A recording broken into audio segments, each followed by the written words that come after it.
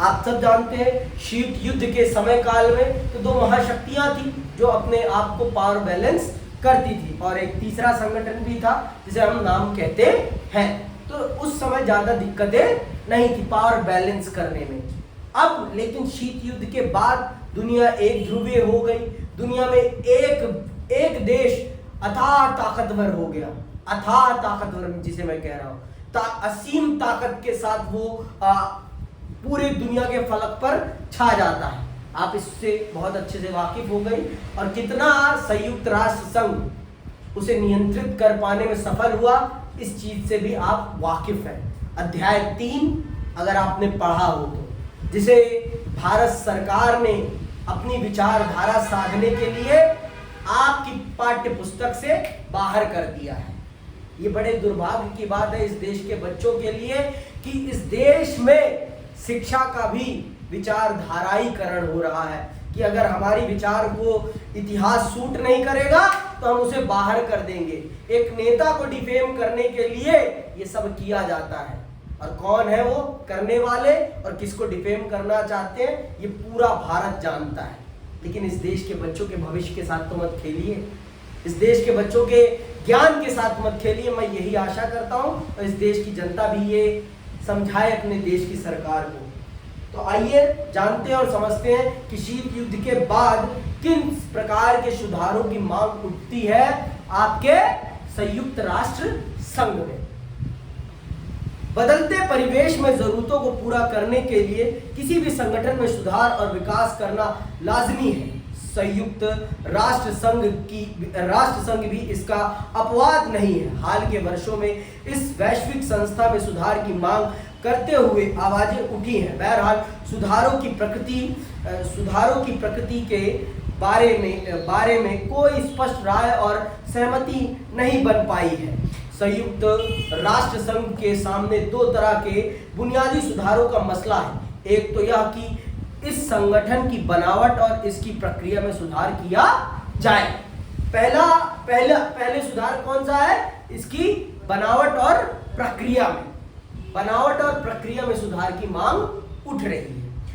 दूसरा, इस संगठन के न्याय अधिकार में आने वाले मुद्दों की समीक्षा की जाए। लगभग सभी देश सहमत है कि दोनों ही तरह के ये सुधार जरूरी हैं। देशों के बीच में सहमति इस बात पर नहीं है कि इसके लिए दरअसल ठीक करना क्या है, कैसे करना है और कब करना है। दोनों विषयों पर दोनों प्रकार के सुधारों को पूरा विश्व मानता है कि होने चाहिए। दोनों प्रकार के न्याय अधिकारों में भी सुधार होना चाहिए और ढांचागत और प्रक्रियागत सुधार भी होना चाहिए। लेकिन पेच आकर अटक जाता है तो कहां अटक जाता है? कैसे होगा, कब होगा, कौन करेगा?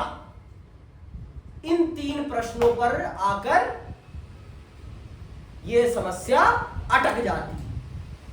कैसे होगा, कब होगा और कौन करेगा? जैसा कि आप बहुत अच्छे से वाकिफ हैं कि यूएन आपका बिना जड़ का पेड़ है। उसके पास उतनी ही ताकतें हैं जितनी हमने उसे दी है। और आप इस बात को जानिए, 5 देश हैं जिनके पास संयुक्त राष्ट्र संघ की सुरक्षा परिषद में अस्थायी सदस्यता है, वीटो पावर है, और वो कभी नहीं चाहते कि उनकी वीटो पावर में किसी भी प्रकार से सेंध लगे। आप चाहेंगे कि आपकी ताकत में सेंध लगे? आप चाहेंगी ना एक छत ताकत मेरी बनी रहे, मेरे सामने कोई खड़ा ना हो। जैसे हमारे माननीय प्रधानमंत्री जी चाहते हैं कि उनके सामने कोई भी प्रतिद्वंदी ना हो, सिर्फ वो जो कहे वो ही सत्य हो।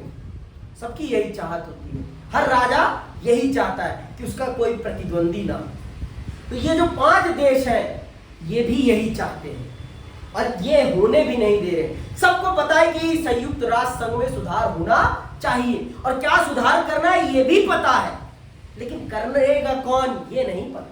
कब होगा ये नहीं पता, कैसे होगा ये नहीं पता। अरे भाई, जब समस्या का पता है तो निदान भी पता ही है, लेकिन आप करना नहीं चाहते। ये कहिए कब होगा ये मत कहिए, कैसे होगा ये मत कहिए, कौन करेगा ये मत कहिए। आप 5 जने करेंगे। कौन 5 जने? यूएसए, रूस, ब्रिटेन, फ्रांस और चीन, ये 5 वो देश हैं जिनके पास संयुक्त राष्ट्र संघ की सुरक्षा परिषद में अस्थायी सदस्यता है, या कहिए इनके पास वीटो पावर है। और ये 5 नहीं चाहते कि किसी भी प्रकार का सुधार हो, खास करके संयुक्त राष्ट्र संघ की सुरक्षा परिषद की सदस्यता में और वीटो पावर में। समझ में आई बात? वो किसी भी हाल में इससे कोई कॉम्प्रोमाइज, समझौता करने को तैयार नहीं है। हमें नहीं करना समझौता, वो कहते हैं साफ साफ, टालते रहते हैं। ये टालने का ही कारण है कि शीत युद्ध खत्म हुए कितने साल हो गए, कितने साल हो गए? 1991 में खत्म हुआ है और आज 2024 चल रहा है। 9 साल ये, 20 साल ये, 29/4 कितना, 33 साल हो चुके हैं और अभी तक सुधार नहीं हो पाया है। अभी तक सुधार नहीं हो पाया है। तो सुधार क्यों नहीं हो पाया है? सुधार इसलिए नहीं हो पाया है क्योंकि आपकी नीयत नहीं है करने की, आपकी इच्छा शक्ति नहीं है करने की। आप नहीं चाहते अपनी ताकत में किसी और को हिस्सा देना। बात यहां पर आके अटक जाती है। आप चाहते हैं कि विश्व मेरी उंगली पर नाचता रहे, जैसे मैं नचा रहा हूं पूरी दुनिया वैसी चलती रहे। आप ये चाहते हैं, आप ये चाहते हैं। समझ में आई बात? बनावट और प्रक्रिया में सुधार के अंतर्गत सबसे बड़ी बहस सुरक्षा परिषद के कामकाज को लेकर है। आ गई ना बात? यही बोला मैं, सुरक्षा परिषद ही है जिसमें सब सुधार चाहते हैं। सब चाहते हैं कि मेरे पास भी स्पेशल पावर आए और इन 5 देशों से और सदस्य देशों को बढ़ाया जाए। इन 5 देशों के पास वीटो पावर है, और भी देश चाहते हैं कि हमारे पास भी वीटो पावर आए, हम दुनिया में स्पेशल बन जाए, है ना? स्पेशल बनना चाहते हैं सब किसी ना किसी के स्पेशल बनना चाहते हैं। तो भाई ये 5 नहीं चाहते कि और कोई स्पेशल बन जाए, ये चाहते हैं कि दुनिया में हम ही बने रहें स्पेशल, पूरी दुनिया के मुद्दों पर हम ही फैसला करते रहें, हम जो चाहें वही हो बस।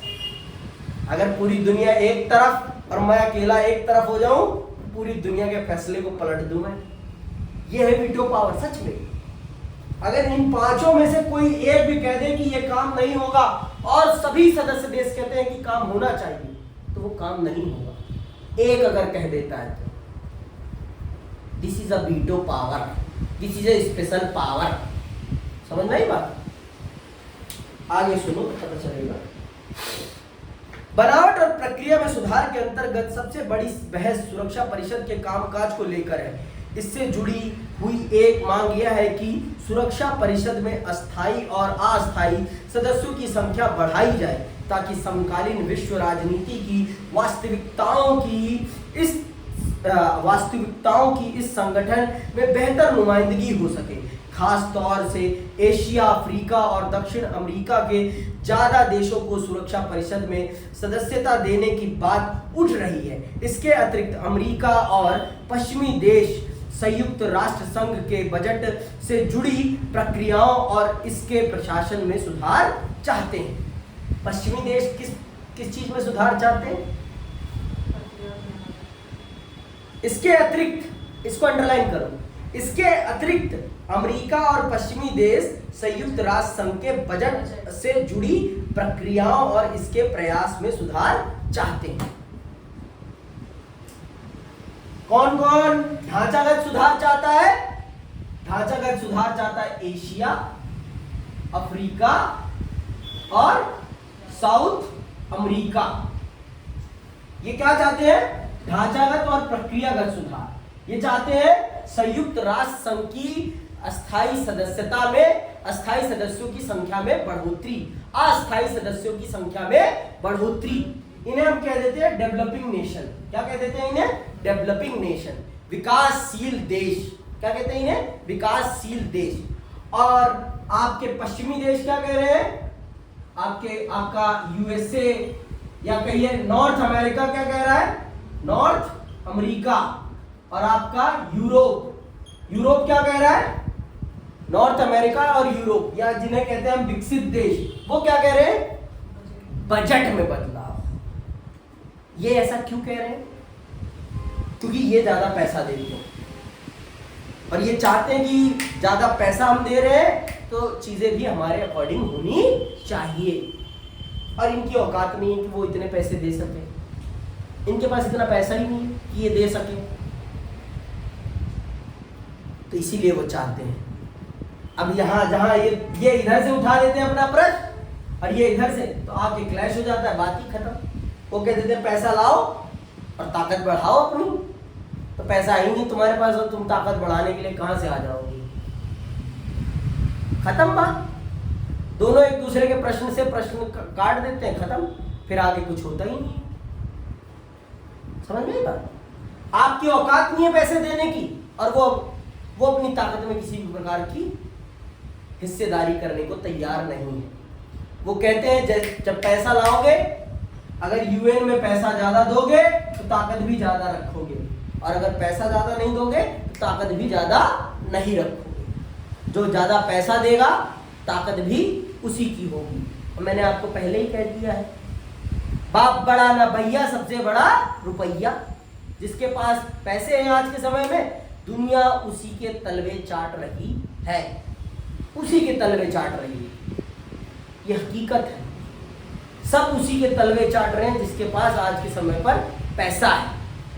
ज्ञान जाए भाड़ में, जिसके पास पैसा है आज दुनिया उसी के तलवे चाट रही है। ये बात जान लो आप, समझ रही बात? पैसा सबसे बड़ी चीज बन गया है पूंजीवादी समाज में। पूंजीवादी समाज मतलब आपकी पेइंग कैपेसिटी जितनी, आपकी लाइफ उतनी अच्छी और बुरी होगी। समझ में ही बात? इतनी सी बात जान लो, इसके अलावा कुछ जानो या ना जानो कोई फर्क नहीं पड़ता। समझ में ही बात? आगे सुनो। जहां तक संयुक्त राष्ट्र संघ में किन्हीं मुद्दों को ज्यादा प्राथमिकता देने अथवा उन्हें संयुक्त राष्ट्र संघ के न्यायाधिकार में लाने का सवाल है, तो कुछ देश और विशेषज्ञ चाहते हैं कि यह संगठन शांति और सुरक्षा से जुड़े मिशनों में ज्यादा प्रभावशाली अथवा बड़ी भूमिका निभाए, जबकि औरों की इच्छा है कि यह संगठन अपने को विकास तथा मानवीय भलाई के कामों, स्वास्थ्य, शिक्षा, पर्यावरण, जनसंख्या नियंत्रण, मानव अधिकार, लिंगगत न्याय और सामाजिक न्याय तक सीमित रखे। कुछ लोगों का मानना है कि संयुक्त राष्ट्र संघ को न्याय अधिकार के मामले में शांति और सुरक्षा पर काम करना चाहिए, तो कुछ लोगों का मानना है कि मानव जीवन से संबंधित महत्वपूर्ण पहलुओं पर संयुक्त राष्ट्र संघ को काम करना चाहिए। जैसे कौन कौन से हैं आपके? स्वास्थ्य, शिक्षा, पर्यावरण, जनसंख्या नियंत्रण, मानव अधिकार, लिंगगत न्याय और सामाजिक न्याय। तो इस पर भी बहस होती है। आगे सुनो। आइए हम दोनों ही किस्म के सुधारों पर नजर दौड़ाएं। इस चर्चा में हम ज्यादा जोर ढांचागत और प्रक्रियागत सुधार पर देंगे। ढांचागत और प्रक्रियागत सुधार पर आप दें ध्यान, कोई फर्क नहीं पड़ने वाला, कुछ नहीं होने वाला। मैं आपको लिख कर दे रहा हूं, अगर जिस दिन सुधार हो जाएगा ना, उस दिन अमेरिका इस संगठन को छोड़कर चला जाएगा। जिस दिन सुधार हो गया उस दिन अमेरिका ये संगठन छोड़ देगा, और अमेरिका ने जिस दिन इस संगठन को छोड़ा, ये संगठन कोलैप्स हो जाएगा। क्योंकि अमेरिका अपनी पावर शेयर करना नहीं चाहता, और उसकी पावर में अगर शेयरिंग हुई तो वो कहेगा bye bye, tata, good night, मैं सो रहा हूं। समझ में आई बात? वो दादा बना रहना चाहता है, वो दादा बना रहना चाहता है, वो दुनिया को अपने हिसाब से चलाना चाहता है। समझ में आई बात? अमेरिका अभी प्रेसिडेंट इलेक्शन है ना अमेरिका में, पूरी दुनिया उसे कवर कर रही है। क्यों भाई? क्योंकि अमेरिका का प्रेसिडेंट मैटर करता है पूरी दुनिया के लिए। नेपाल में इलेक्शन होता है, कोई इंटरनेशनल मीडिया में खबर आती है? भूटान में इलेक्शन होता है, इंटरनेशनल मीडिया में खबर आती है? साउथ अफ्रीका में इलेक्शन होता है, इंटरनेशनल मीडिया में खबर आती है? चलती है उसकी खबर? हाँ, कनाडा के प्रधानमंत्री का इलेक्शन होता है, पता चलता है? ऑस्ट्रेलिया के पता चलता है? भारत में सुनने को मिलता है इतना? लेकिन अमेरिका के प्रेसिडेंट इलेक्शन पर जितना हमारे देश की मीडिया अपने इलेक्शन पर ध्यान देती है, उतना ही अमेरिका के इलेक्शन पर भी ध्यान देती है। क्यों? क्योंकि अमेरिका पूरी दुनिया को मैटर करता है, क्योंकि वो पूरी दुनिया की राजनीति को होल्ड करता है। समझ में आई बात?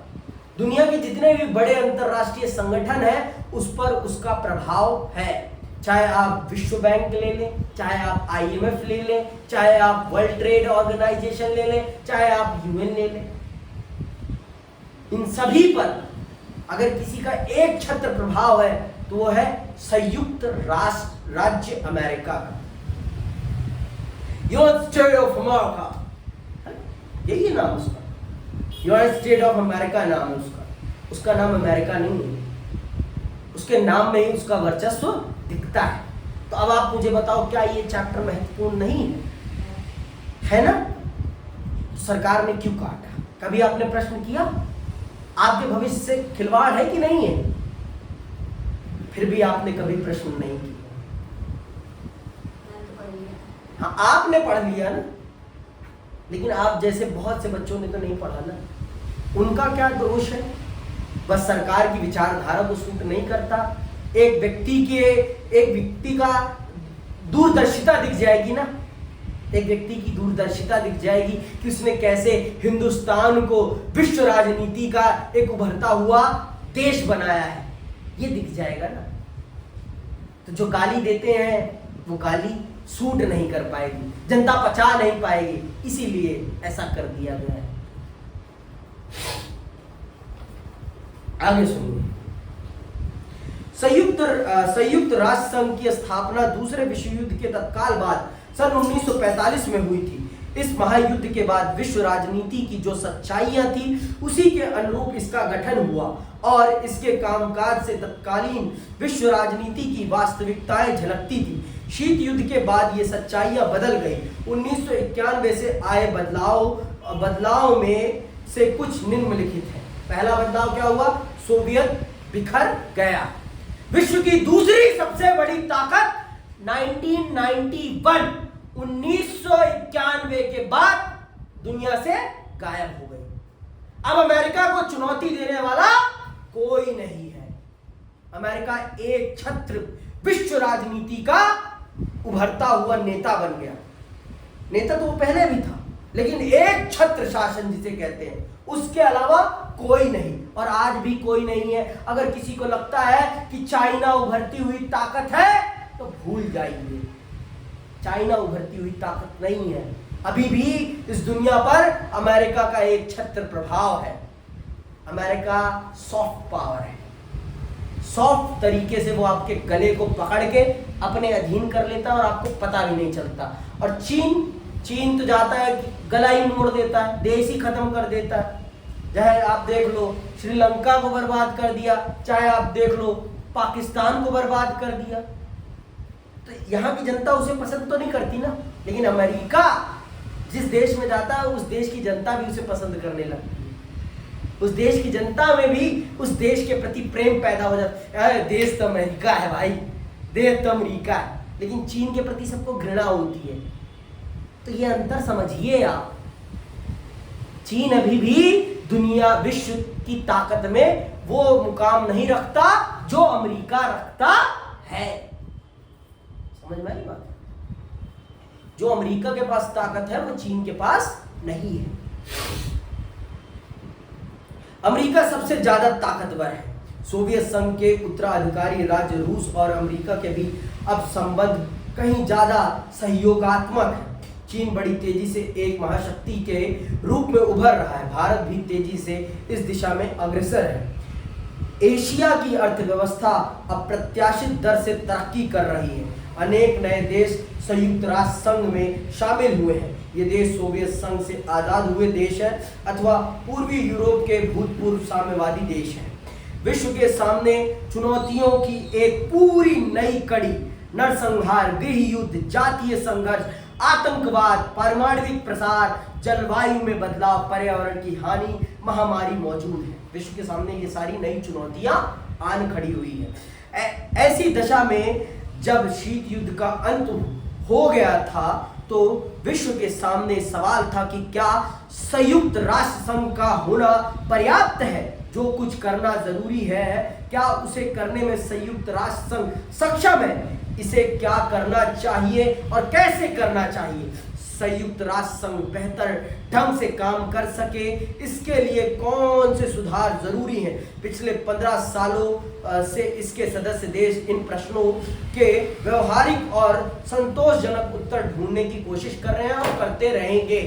कभी उनको संतोषजनक उत्तर नहीं मिलने वाला, क्योंकि अमेरिका कभी उत्तर को अप्लाई होने ही नहीं देगा। उत्तर तो सबको पता है, उत्तर तो सबको पता है कि हाँ भाई, संयुक्त राष्ट्र संघ को एक लोकतांत्रिक संगठन बनाना चाहिए। संयुक्त राष्ट्र संघ की सुरक्षा परिषद को भी एक लोकतांत्रिक संगठन बनाना चाहिए, लेकिन वो लोकतांत्रिक संगठन कभी बन ही नहीं पाएगा। वो कभी बन ही नहीं पाएगा, क्योंकि ये 5 देश अपनी पावर शेयर नहीं करना चाहते। हम तो नहीं बांटेंगे अपनी ताकत, चाहे तुम कितना भी दम लगा लो। ये 5 देश सीधे गाना गाते हैं और कहते हैं, इनके दिमाग में क्लियर है कि जिस दिन पावर बटी उस दिन हम इसको छोड़कर चन्ना मेरे या मेरे कर देंगे। ये सच है, चन्ना मेरा या करके निकल जाएगा और अमेरिका फिर दूसरा संगठन बनाएगा, फिर दुनिया उसी के पीछे चल पड़ेगी। समझ में बात? ये देखो, राजनीति अनएक्सपेक्टेड होती है। ये मैं अपने अनुमान के दम पर कह रहा हूँ। मुझे का नहीं पता कि कल क्या हो जाए, कल सुनामी आ जाए, अमेरिका पूरा बर्बाद हो जाए, क्या पता? किसी को क्या पता? ना मुझे पता, ना आपको पता। कल क्या हो कि चीन बर्बाद हो जाए, कल क्या पता भारत में भी कहीं कोई ऐसी खोज हो जाए कि भारत आर्थिक तौर पर और ताकतवर हो जाए। समझ में बात? कुछ पता नहीं है आज के समय पर, ठीक है? कुछ भी पता नहीं। आते हैं अब प्रक्रिया और ढांचे में सुधार। सब बता दिया, प्रक्रिया और ढांचे में क्या सुधार करना है, प्रक्रिया में क्या सुधार करना है, ढांचे में क्या सुधार। सदस्य देशों की संख्या बढ़ानी है और वो बढ़ने वाली कभी है ही नहीं। अमेरिका कभी बढ़ने ही नहीं देगा, और बढ़ेगा तो भारत का उसमें नंबर नहीं है। एशिया के 2 देश पहले से ही हैं, एशिया के 2 देश पहले से ही हैं, और अगर पहले नंबर आएगा भी तो किसका आएगा? अफ्रीका और लैटिन अमेरिका का आएगा। लैटिन अमेरिका का आएगा ना भाई, इनके तो एक भी देश शामिल नहीं है। पहले तो इनको मिलना चाहिए प्रतिनिधित्व, फिर कहीं जाके भारत का। और भारत की इतनी आर्थिक ताकत भी नहीं है कि वो उतना डोनेट भी कर पाए, किसी की भी नहीं है उन 5 देशों के अलावा। सबसे ज्यादा पैसा अमेरिका ही देता है संयुक्त राष्ट्र संघ को। तो अमेरिका क्यों अपनी ताकत को बंटवाएगा भाई? साफ सीधी बात है, नहीं बांट रहा मैं, जो करना है कर लो। सीधी बात बोल दे यार, क्यों मूर्ख बनाता है सबको? पर मूर्ख बना के रखेगा तभी तो दुनिया उसके प्यार में डूबी रहेगी ना। मोहब्बत है ये खेल मूर्ख बनाने का, और अमेरिका ने सबको अपनी मोहब्बत में डालकर मूर्ख बना रखा है। समझ में आई बात? गिफ्ट लेते रहो और मूर्ख बने रहो, बस मेरे प्यार में डूबे रहो, है ना? आशिकी करते रहो अमेरिका से। एक सनम चाहिए दिल लगी के, है ना? आगे देखो, सुधार होने चाहिए। क्या लिखता है भाई हमारा? सुधार होने चाहिए। इस सवाल पर व्यापक सहमति है, लेकिन सुधार कैसे किया जाए का मसला कठिन है। लेकिन सुधार कैसे किया जाए का मसला कठिन है। कैसे होगा सुधार ये नहीं पता। सुधार होना चाहिए ये पता है भाई। जब प्रॉब्लम पता है तो दवाई भी पता चल जाएगी, अगर खोजना चाहोगे। खोज भी लिए हो, लेकिन अमेरिका उसको होने ही नहीं देगा। वो चाहता है कि बीमार रहो, मेरे प्यार में तुम बीमार रहो। वो नहीं चाहता कि तुम ठीक हो, क्योंकि ठीक हो जाओगे तो दिक्कत हो जाएगी उसकी ताकत के लिए, है ना? भूल जाओगे, तुम नया आशिक खोज लोगे, हैं? और वो नहीं चाहता कि तुम नए आशिक के पास जाओ, तुम मेरे से ही लॉयल रहो। वो लॉयल्टी नहीं छुड़वाना चाहता। आगे सुनो। इस पर सहमति कायम करना मुश्किल है। यहाँ हम संयुक्त राष्ट्र संघ की सुरक्षा परिषद में सुधार पर जारी बहस की थोड़ी चर्चा करेंगे। सन 1992 में संयुक्त राष्ट्र संघ की आम सभा में एक प्रस्ताव स्वीकृत हुआ। प्रस्ताव में 3 प्रमुख शिकायतों का जिक्र था। सुरक्षा परिषद अब राजनीतिक वास्तविकताओं की नुमाइंदगी नहीं करती। वो उसी दिन से नहीं कर रही जिस दिन से बनी है, उसी दिन से नहीं कर रही वो। अरे भाई 5 देश दुनिया के पूरे देश के पूरे विश्व के फैसले को पलट सकते हैं। उनका मन अगर नहीं, किसी उसका मन नहीं है भाई कि ये होना चाहिए, चाहे दुनिया के सब देश तैयार हो जाए, उनमें से भी 4 तैयार हो जाए, अगर एक का मन नहीं है तो नहीं होगा वो काम। कहां से सही है भाई? ये कौन सा लोकतंत्र है? ये किस बात का अंतरराष्ट्रीय संगठन? पे सबकी बात तो सुनी नहीं जा रही, तो किस बात का अंतरराष्ट्रीय संगठन? दूसरा प्रश्न क्या उठा है?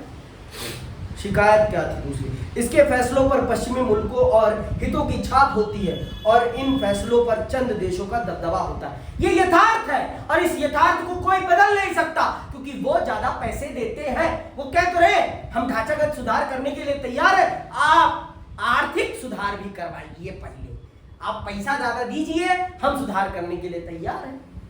लेकिन आपकी औकात नहीं है कि आप खर्चा उठा सकें, तो वो भी कहते हैं जब औकात नहीं है खर्चा उठाने की तो बात मत करो सुधार करने की, सीधी बात, नो बकवास। समझ में आई बात?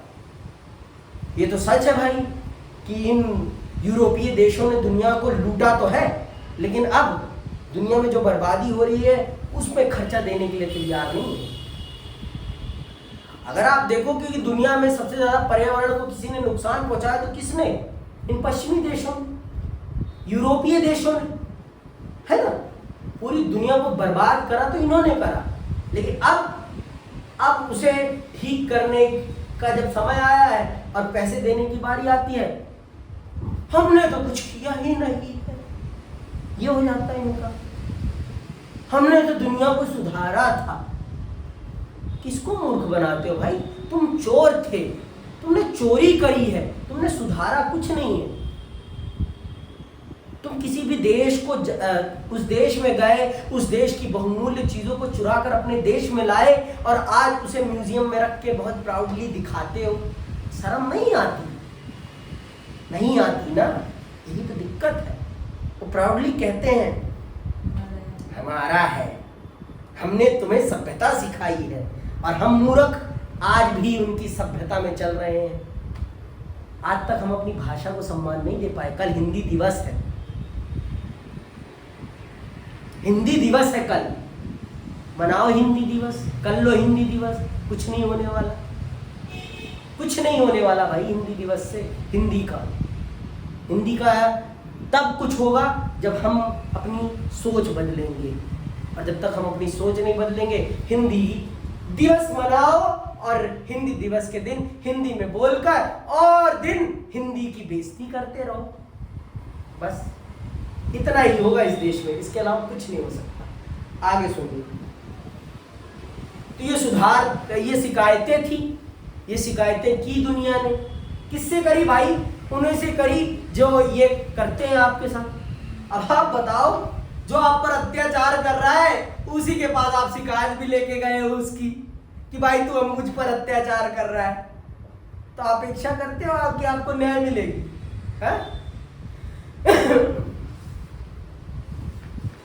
संयुक्त राष्ट्र संघ के ढांचे में बदलाव की इन बढ़ती हुई मांगों के मद्देनजर 1 जनवरी 1997 को संयुक्त राष्ट्र संघ के महासचिव कोफी अन्नान ने जांच शुरू करवाई कि सुधार कैसे कराए जाएं।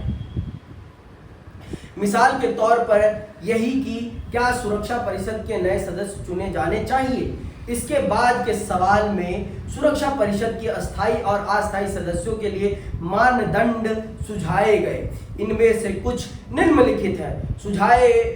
सुझाव आए कि एक नए सदस्य को बड़ी आर्थिक ताकत होना चाहिए, बड़ी सैन्य ताकत होना चाहिए, संयुक्त राष्ट्र संघ के बजट में ऐसे देश का योगदान ज्यादा हो, आबादी के लिहाज से बड़ा राष्ट्र हो, ऐसा देश जो लोकतंत्र और मानव अधिकार का सम्मान करता हो। यह देश ऐसा हो कि अपने भूगोल, अर्थव्यवस्था और संस्कृति के लिहाज से विश्व की विविधता की नुमाइंदगी करता हो। इन सारे मापदंडों पर भारत खरा उतरता है, फिर भी भारत इसका सदस्य देश नहीं है।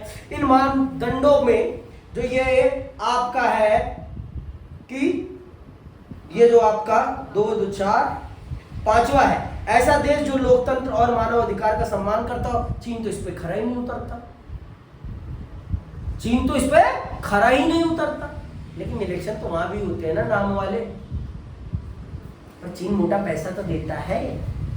बात यहाँ आके आ रही, मानदंड बनाए तो गए बहुत सामान्य है और बहुत से देश इसको पूरा भी नहीं कर पाते। बड़ी सेना होनी चाहिए, बड़ी सेना बहुत सारे देशों के पास है भी नहीं, समझ रहे हो। तो ये बना तो दिए गए हैं नए सदस्य देशों की एंट्री के लिए, लेकिन एंट्री आप क्लोज ही समझो। ये 5 देश नहीं चाहते कि सुरक्षा परिषद की अस्थायी सदस्यों की संख्या में किसी भी प्रकार की बढ़ोतरी हो। अस्थायी सदस्यों की संख्या बढ़ा लो, हमें कोई फर्क नहीं पड़ता, लेकिन अस्थायी सदस्यों की संख्या कदापि ही नहीं बढ़ेगी। और अगर बढ़ेगी भी तो भारत को पहले नहीं मिलने वाला मौका, नहीं मिलने वाला। साफ सीधी बात, ढोल पीट लो, कुछ नहीं होने वाला। समझ में आई बात? ढोल पीटने से कुछ नहीं होने वाला। अगर मिलेगी तो सबसे पहले इनको मिलेगी, आपके दक्षिणी अमेरिका के देशों को और साउथ अफ्रीका के देशों को। हमें नहीं मिलने वाली, ये बात भेजे में डाल लो, साफ सीधी बात। तो ये मापदंड बनाए गए, ये मानदंड बनाए गए कि एक नए सदस्य देश में ये खूबियां होनी चाहिए, तभी वो सुरक्षा परिषद की अस्थायी सदस्यता या अस्थायी सदस्यता प्राप्त कर सकता है। स्पष्ट है कि इन मानदंडों में से हर एक की कुछ न कुछ वैधता है। सरकारें अपने अपने हित और महत्वाकांक्षाओं के लिहाज से कुछ कसौटियों को फायदेमंद तो कुछ को नुकसानदेह मानती है। भले ही कोई देश सुरक्षा परिषद की सदस्यता के लिए इच्छुक ना हो, वह फिर भी बता सकता है कि इन कसौटियों में दिक्कत है, बहुत बड़ी दिक्कत है। पहले तो यही नहीं बताया कि कितनी बड़ी आर्थिक ताकत होनी चाहिए भाई, कितनी बड़ी आर्थिक ताकत हो कि हम संयुक्त राष्ट्र संघ के सदस्य बन सकते हैं, कितनी बड़ी सेना हो। आपने कुछ पैमाना ही नहीं बता रखा, आपने बस कह दिया बड़ी आर्थिक ताकत, बड़ी सेना, लोकतंत्र और मानव अधिकार का संरक्षक, विविधता, सब तो कह दिया। कैसी विविधता, किस प्रकार की विविधता, भाषीय विविधता की कैसी विविधता चाहिए आपको, ये तो बताइए। और कितनी बड़ी सेना होनी चाहिए, कितनी बड़ी सेना, कितनी बड़ी आर्थिक ताकत होनी चाहिए, तब जाकर आप सदस्यता देंगे। आपने ये तो बताया ही नहीं भाई। पास होने के लिए आपने आप सबको एक बताया गया ना कि मिनिमम इतने आएंगे तो आप पास हो जाएंगे। मिनिमम बता तो रखा है ना, आपने तो कोई क्राइटेरिया ही नहीं बता रखा। बस आपने कह दिया कि हाँ भाई बड़ी ताकत बन जाओगे तो सदस्य देश बने। कितनी बड़ी बने भाई, कितना बड़ा बने कि आप हमें सदस्यता देंगे, आपने ये तो बताया ही नहीं कहीं। आप सिर्फ हमें मूर्ख बनाना चाहते हैं, आप हमें सदस्य बनाना नहीं चाहते, आप कुछ भी स्पष्ट नहीं करना चाहते। साफ सीधी बात, आप हमारे मुंह पर तमाचा मारना चाहते हैं और कहना चाहते हैं कि जाओ, आपकी बस की नहीं है, आपकी योग्यता नहीं है। सीधी बात कहो ना, ये घुमा के क्यों कान पकड़ रहे हो? सीधा पकड़ो, काम खत्म करो। क्या मतलब है ये घुमाने की बात, जलेबी जैसे बात घुमा रहे हो? क्यों घुमा रहे हो भाई? साफ कह, नहीं बना रहे हम सदस्य, नहीं बनाएंगे हम नए सदस्य, जो करना है कर ले, छोड़नी है सदस्यता छोड़ दे। लेकिन आप ये भी नहीं कहना चाहते, आप सदस्यता भी नहीं देना चाहते। अस्थायी सदस्यता, हम किसकी सदस्यता की बात कर रहे हैं? सुरक्षा परिषद की। अस्थायी सदस्यता की, अस्थायी तो मिल जाती है सबको, ठीक है, अल्फाबेटिकली चलता है और सबको मिल जाती है 2-2 साल बाद, ठीक है, अल्फाबेटिकली चेंज होते रहते हैं अस्थायी सदस्य।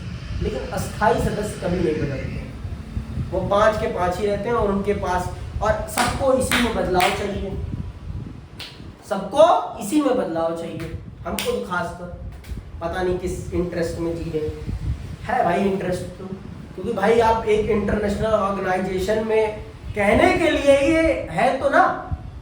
अब अगर वहां पे आपकी अप्रोच हो जाएगी, बात बड़ी, भारत के प्रधान राष्ट्रपति के पास चाहे ताकत हो या ना हो, फिर भी राष्ट्रपति तो राष्ट्रपति ही है ना, राष्ट्रपति तो राष्ट्रपति है। ऐसे ही विश्व में यूएन के पास चाहे कुछ हो या ना हो, बस यूएन तो यूएन है भाई, जहां पूरा विश्व आकर बैठता है और विश्व की समस्याओं पे चर्चा करता है। समझ में आई बात? सुरक्षा परिषद की सदस्यता के लिए किसी देश की अर्थव्यवस्था कितनी बड़ी होनी चाहिए अथवा उसके पास कितनी बड़ी सैन्य ताकत होनी चाहिए? कोई राष्ट्र संयुक्त राष्ट्र संघ के बजट में कितना योगदान करे कि सुरक्षा परिषद की सदस्यता हासिल कर सके? कोई देश विश्व में बड़ी भूमिका निभाने की कोशिश कर रहा हो तो उसकी बड़ी जनसंख्या इसमें एक बाधक है या सहायक? अगर लोकतंत्र और मानवाधिकार के प्रति सम्मान की कसौटी हो तो इस मामले में बेहतरीन रिकॉर्ड वाले देशों की कतार लग जाएगी। सवाल यह है कि क्या ये देश परिषद के सदस्य के रूप में प्रभावकारी होंगे? कदापि नहीं हो सकते। ये सारे के सारे अमेरिका के पिछलग्गू होंगे, ये बात आप समझ लीजिए। और जो प्रभावशाली होगा उसको सदस्य बनाया ही नहीं जाएगा, उसको सदस्य बनाया ही नहीं जाएगा। साफ सीधी बात, मैं साफ कह दे रहा हूं, नहीं करना चाहता वो बदलाव यार, वो नहीं चाहता वो बदलाव करना। कौन? अमेरिका और ये उसके अन्य 4 सदस्य देश, वो नहीं चाहते कि कुछ भी बदलाव हो, जैसा चल रहा है वैसे ही चलने दो। समझ में पड़ा? इसके अगले सवाल पर इसके आगे सवाल यह भी है कि प्रतिनिधित्व के मामले को कैसे हल किया जाए? क्या भौगोलिक दृष्टि से बराबरी के प्रतिनिधित्व का यह अर्थ है कि एशिया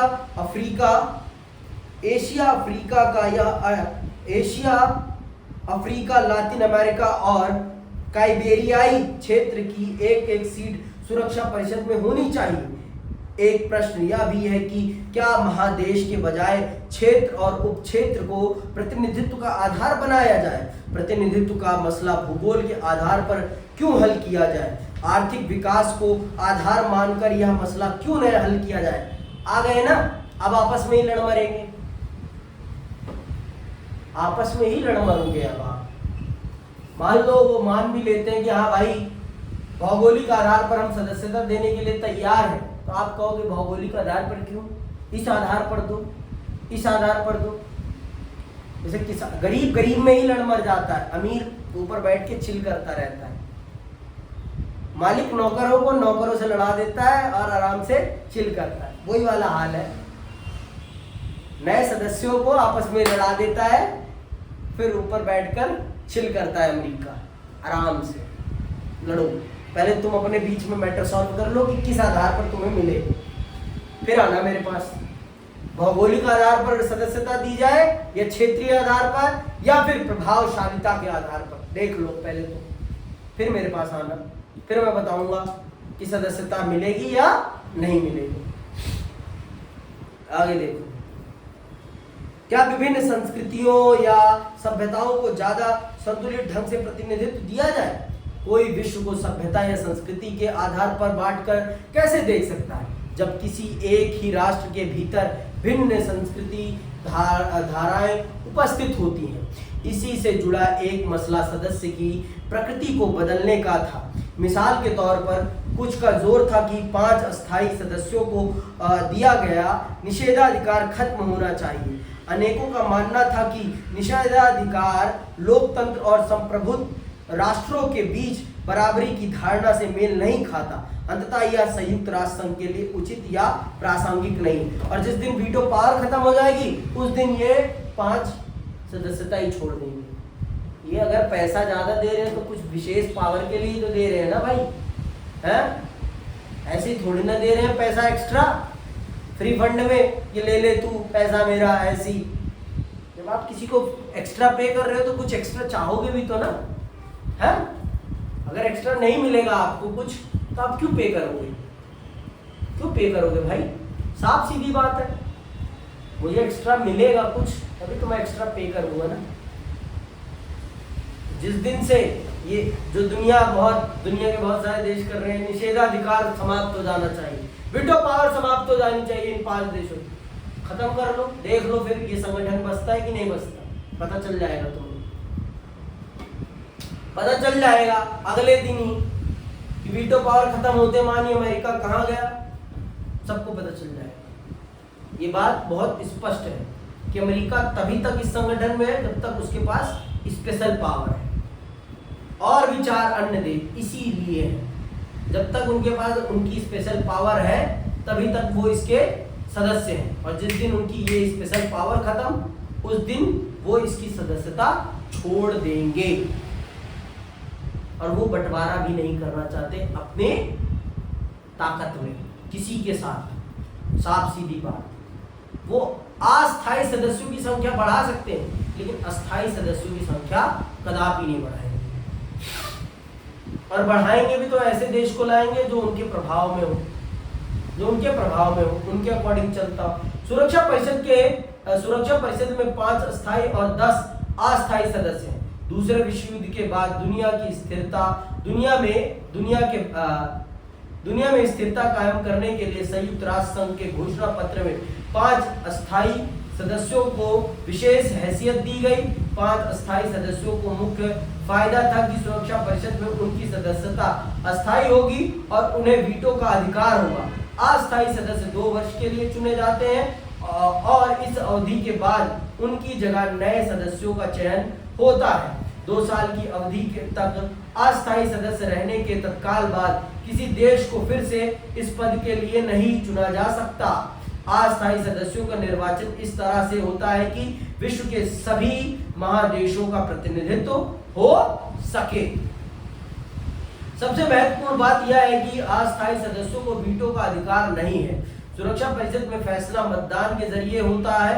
हर सदस्य को 1 वोट का अधिकार होता है। बहरहाल अस्थायी सदस्यों में से कोई एक अपने विशेषाधिकार का प्रयोग कर सकता है और इस तरह वह किसी फैसले को रोक सकता है, भले ही अन्य अस्थायी सदस्यों और सभी अस्थायी सदस्यों ने उस फैसले के पक्ष में मतदान किया हो। मैंने भी यही कहा कि चाहे दुनिया का हर देश तैयार हो, लेकिन अगर अस्थायी सदस्यों में से किसी एक को भी वो काम पसंद नहीं आ रहा तो वो काम होने वाला नहीं है, वो काम किसी भी कीमत पर होने वाला नहीं है। ये बात बखूबी जान लो। निषेधाधिकार को समाप्त करने की मुहिम तो चली है, लेकिन इस बात की भी समझ बनी है कि अस्थायी सदस्य ऐसे सुधार के लिए शायद ही राजी होंगे। शीत युद्ध भले ही समाप्त हो गया हो, लेकिन संभव है कि विश्व अभी इतने अमूलचूल बदलाव के लिए तैयार ना हो। इस बात का खतरा है कि वीटो ना हो तो सन 1945 के समान इन ताकतवर देशों की दिलचस्पी संयुक्त राष्ट्र संघ में ना रहे। इससे बाहर रहकर वे अपनी रुचि के अनुसार काम करें और इनके जुड़ाव अथवा समर्थन के अभाव में यह संगठन प्रभावकारी ना रह जाए। और ये सच है, जिस दिन ये निकल जाएंगे इसकी महत्वता अपने आप समाप्त हो जाएगी। इसकी महत्वता किसकी? संयुक्त राष्ट्र संघ की महत्वता अपने आप समाप्त हो जाएगी। ये बात बहुत अच्छे से जान लो और समझ लो कि इसकी महत्वता तभी तक है जब तक ये देश इसमें सम्मिलित है, और जिस दिन इन्होंने इस पर कहा कि अब हम इसके सदस्य नहीं, उस दिन से इसकी वैल्यू अपने आप खत्म। समझ में आएगा? अब आते हैं संयुक्त राष्ट्र संघ का न्याय अधिकार। संयुक्त राष्ट्र संघ का न्याय अधिकार क्या है? ये न्याय अधिकार ये भी जान लेते हैं। सदस्यता का सवाल एक गंभीर सवाल है, लेकिन इसके अलावा भी विश्व के सामने कुछ ठोस मसले हैं। संयुक्त राष्ट्र संघ ने जब अपने अस्तित्व के 60 साल पूरे किए तो इसके सभी सदस्य देशों के प्रमुख इस सालगिरह को मनाने के लिए 2005 के सितंबर में इकट्ठे हुए। इस अवसर पर मौजूदा स्थितियों की समीक्षा हुई। इस बैठक में शामिल नेताओं ने बदलते हुए परिवेश में संयुक्त राष्ट्र संघ को ज्यादा प्रासंगिक बनाने के लिए निम्नलिखित कदम उठाने का फैसला किया। शांति संस्थापक आयोग का गठन, यदि कोई राष्ट्र अपने अधिकारों को अपने नागरिकों को अत्याचार से बचाने में असफल हो जाए तो विश्व बिरादरी इसका उत्तरदायित्व ले। इस बात की स्वीकृति मानव अधिकार परिषद की स्थापना शताब्दी विकास लक्ष्य को प्राप्त करने पर सहमति हर रीति के आतंकवाद की निंदा एक लोकतंत्र कोष का गठन न्यायिता परिषद को समाप्त करने पर सहमति। इन सब बातों पर सहमति बनी, लेकिन काम कुछ नहीं हुआ। काम कुछ नहीं होता। सहमति तो बहुत बातों पे बन जाती है, सहमति तो ढांचागत सुधार पर भी बनी है, लेकिन हुआ आज 33 साल हो गए हैं। 33 साल से पता है कि विश्व को क्या सुधार, विश्व को पता है कि अंतरराष्ट्रीय संगठन में क्या सुधार होने चाहिए। हुए सुधार? नहीं हुए। तो ये भी सुझाव आ गए, सब सहमत हो गए, लेकिन काम हुआ नहीं हुआ। अमेरिका जहां मानव अधिकारों का उल्लंघन करता है, क्या वहां यूएन बोलता है? यूक्रेन और रशिया में देख लो, हमास और इजराइल में देख लो, क्या बोल रहा है यूएन? कुछ बोल पा रहा है? ताकत और पैसे के आगे बाबा चुप हो जाते हैं, शांति की मुद्रा में चले जाते हैं। बोलो जय बाबा की, हो जाता है उनका भी, वो भी खचरे बन जाते हैं। खचरा देखा है कचरे को, है? जय बाबा की। यह समझना कठिन नहीं है कि ये मुद्दे भी संयुक्त राष्ट्र संघ के लिए बड़े पेचीदा हैं। शांति संस्थापक आयोग को क्या करना चाहिए पता ही नहीं है। बन गया है संगठन, उसे पता ही नहीं है क्या करना है, कैसे काम करना है, तो भाई बनाया ही क्यों? जब उसे पता ही नहीं है कि उसको किस प्रकार के कामों को अंजाम देना है, तो बनाने का क्या फायदा फिर? बस कहने के लिए बन गया है शांति सहयोग संगठन। दुनिया में बहुत से झगड़े चल रहे हैं, यह आयोग किसमें दखल दे? हर झगड़े में दखल देना क्या इस आयोग के लिए उचित अथवा संभव होगा? अब इसे पता ही नहीं किस प्रकार के मामलों में इसे इंटरफेयर करना है और किस प्रकार के मामलों में इंटरफेयर नहीं करना। तो बताओ ना भाई कि कैसे मामलों में तुझे बोलना है, कैसे मामलों में नहीं बोलना। ये बताएगा कौन? बताएगा कौन? हम बताएंगे। कौन बताएगा? हम, अर्थात सदस्य देश बताएंगे। क्योंकि संयुक्त राष्ट्र संघ क्या है? संयुक्त राष्ट्र संघ बिना जड़ का पेड़ है, बिना जड़ का पेड़ है। ठीक इसी तरह यह सवाल भी पूछा जा सकता है कि अत्याचारों से निपटने में विश्व बिरादरी की जिम्मेदारी क्या होगी? मानव अधिकार क्या है और इस बात को कौन तय करेगा कि किस तरह का मानव अधिकार उल्लंघन हो रहा है? मानव अधिकार उल्लंघन की दशा में क्या कार्रवाई की जाए, इसे कौन तय करेगा? बहुत से देश अब भी विकासशील जगत का हिस्सा है। ऐसे में